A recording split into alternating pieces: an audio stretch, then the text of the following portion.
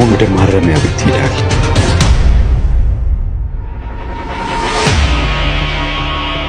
ማነህ አንተ? ኮማንደር ያሬድ ይባላል። ወይኔ ተወዳጅ፣ እንዲህ በቀላሉ ተያዝኩ።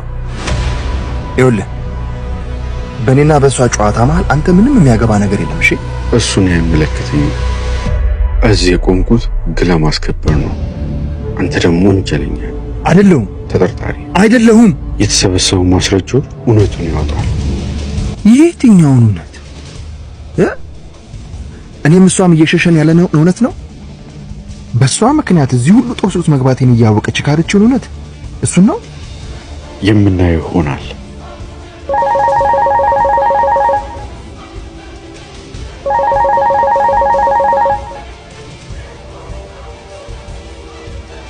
አዎ እዛው ነን።